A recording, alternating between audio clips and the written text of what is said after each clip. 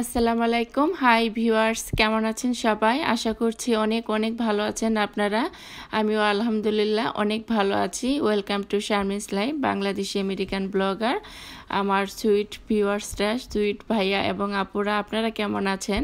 অবশ্যই আমাকে কমেন্টস করে জানাবেন আপনারা ভালো আছেন কি না। আমি তো আলহামদুলিল্লাহ অনেকটাই ভালো আছি।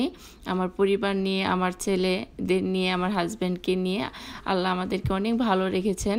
তো আপনারা কেমন আছেন অবশ্যই আমাকে কমেন্টসের মাধ্যমে জানাবেন। আর এই যে এখন আমি রান্না করছি দুপুরের জন্য। আর গত ব্লগে যে আমি দেখিয়েছিলাম ভুড়ি জাল দিয়ে রেখে দিয়েছি, সেটা আমি রান্না করিনি সেই দিন।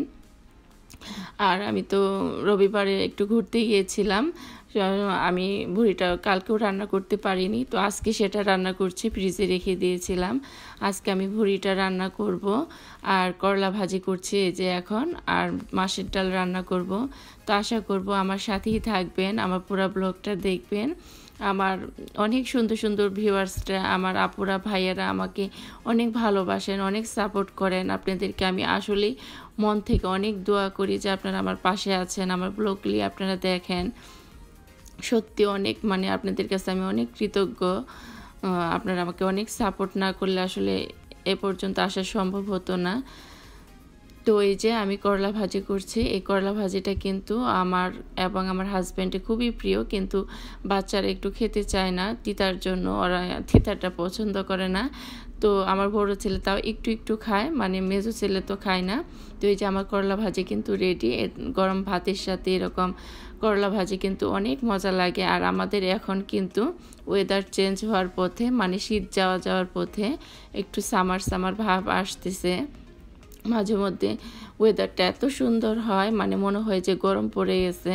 বাইরে যখন আমি আমার বাচ্চাদেরকে স্কুল থেকে আনতে যাই, তো ওয়েদারটা দেখে আমার খুবই ভালো লাগে। একটু গরম গরম চলে আসতেছে ইদানিং। এখানে ওয়েদার কিন্তু বোঝা বড় দায়। এই আজকে গরম ভাব, কালকে আবার বৃষ্টি, আর তারপরের দিন আবার স্নো, এরকম আর কি ওয়েদারের কোনো ঠিক নেই। তো এই যে আমি ভুড়িটা কিন্তু ফ্রিজে রেখে দিয়েছিলাম, আজকে সেটা আমি কাটছি এবং রান্না করব। আর এই ভুড়িটা আমার বাচ্চাদের সবার প্রিয় এই খাবারটা। আশা করব আমার ভিউয়ার্সদেরও নিশ্চয়ই প্রিয় খাবার এই ভুড়িটা। আমার জানা মতে এই ভুড়ি অনেকেই লাইক করেন, আবার অনেকেই খান না। তবে যারা খান না খেয়ে দেখবেন, অনেক একটা মজার খাবার এটা। তো আমার মেজো ছেলের তো অনেক অনেক প্রিয় খাবার। সে যখন আমি ভুড়িটা রান্না করি, ওর খাওয়ার সময় ও আমাকে বলে যে মামি, আমি বড় হলে ভুড়ির দোকান দিব, আমি অনেক অনেক ভুড়ি নিয়ে আসবো আর ওইখান থেকে রান্না করে খাবো। এত ওর কাছে ভুড়িটা নাকি ভালো লাগে। আর এই ভুড়িটা আনা হয়, ওর জন্যই আনা হয়। 2-1 সপ্তাহ গেলে ও ওর পাপাকে বলবে, পাপা তুমি অনেক দিন ধরে ভুড়ি নিয়ে আসতেছো না, এবার বাজার করতে গেলে কিন্তু তুমি ভুড়ি নিয়ে আসবে। আর এখানকার ভুড়ি কিন্তু কাটা থাকে, তারপরও এবারে ভুড়িটা আমি দেখলাম বেশি একটু ছোট না, অনেক বড় বড় করে কাটা ছিল, যার জন্য বেশি বড় থাকলে কিন্তু খাওয়ার সময় অতটা ভালো লাগে না।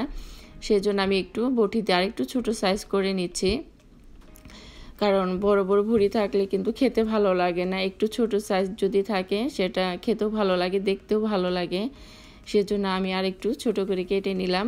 তো আজকে যে ভুড়িটা রান্না করব। আর করলা ভাজির ডাল তো আমার ডালটা হচ্ছে চুলায়, আর করলা ভাজি তো আমি করেই ফেলেছি। আর যারা এই প্রথম দেখছেন আমার ব্লগটা, আমার ভাইয়ারা আপুরা, যদি আমার চ্যানেলটা এই প্রথম দেখে থাকেন, এখনও সাবস্ক্রাইব না করে থাকেন, প্লিজ সাবস্ক্রাইব করে নেবেন, আমাকে সাপোর্ট করবেন, আমার পাশে থাকবেন। আর যারা করেছেন তাদেরকে তো আমি থ্যাঙ্কস জানাচ্ছি। আর যারা করেছেন তাদের কাছে আমার একটা অনুরোধ থাকবে, প্লিজ ভাইয়ারা আপুরা, যদি আমার চ্যানেলটা আপনারা সাবস্ক্রাইব করে থাকেন তাহলে প্লিজ আমার ভিডিওগুলি আপনারা দেখবেন, আমার ব্লগগুলি দেখে আমাকে কমেন্টস করে জানাবেন আমার ব্লগগুলি আপনাদের কাছে কেমন লাগে। অবশ্যই আমাকে কমেন্টসের মাধ্যমে আমাকে উৎসাহিত করবেন। যখন আপনারা সময় পাবেন, অবসর সময় থাকবে, প্লিজ আমার ব্লগগুলি আপনারা দেখবেন। এটা আপনাদের কাছে একটা রিকোয়েস্ট থাকলো আমার ভাই আপুদের কাছে। আর যারা করেননি প্লিজ করে নেবেন।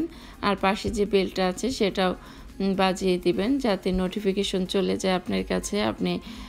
আমি যখন ভিডিও আপলোড করব, আপনি সবার আগে আমার ভিডিওটা দেখতে পারবেন।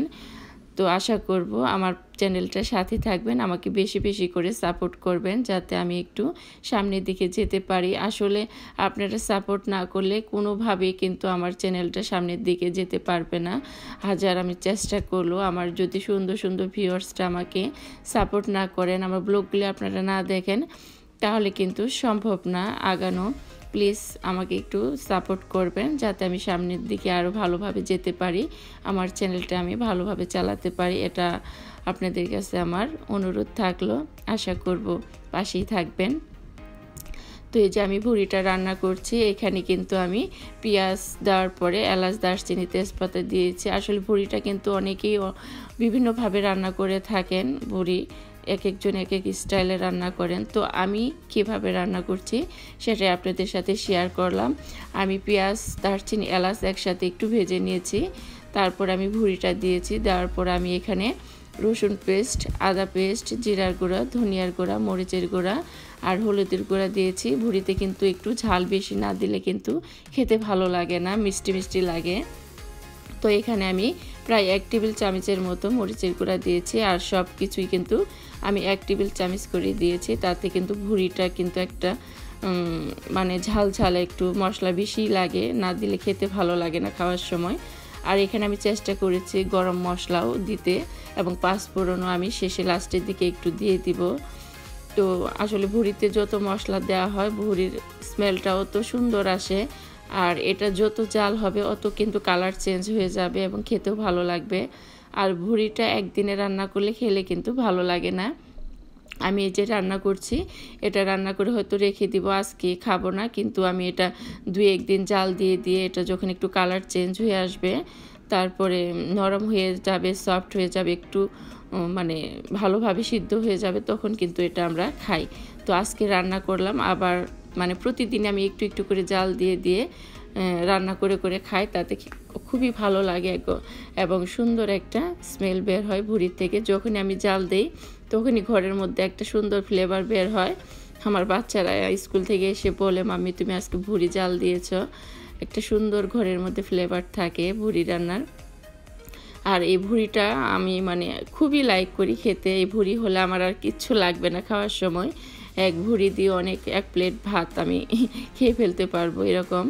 তো আমার বাচ্চারাও ইনশাল্লাহ আর কিছু খাক না খাক ভুড়ি খাওয়াটা তারা শিখে গেছে, ওরাও খুব ভুড়িটা লাইক করে। আলহামদুলিল্লাহ যে এই খাবারটা ওরা শিখে গেছে।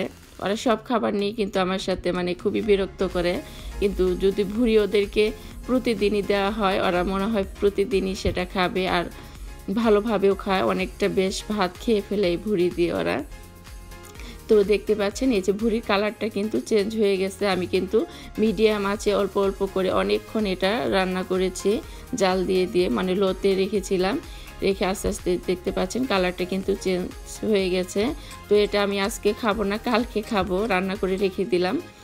তো রান্না শেষ করার পরে এই যে আমি একটু বিছানাগুলি গুছাচ্ছি। আরিয়ানকে আমি ঘুম পাড়িয়ে দিয়েছি, কারণ আরিয়ান এতক্ষণ খেলছিল বসে বসে টিভি দেখে দেখে। ওকে ঘুম পাড়িয়ে দিয়ে আমি এই যে বিছানাগুলি, কাপড় চোপড়গুলি ভাঁজ করলাম, করে এখন বিছানাটা একটু গুছিয়ে তারপর ঘরটা আমি একটু ক্লিন করব। আর আমার এক ভাবি এসেছিল আমার বাসায়, মানে আমার আম্মার ভাগনা বউ, তিনি বিকেলবেলা আসছিল।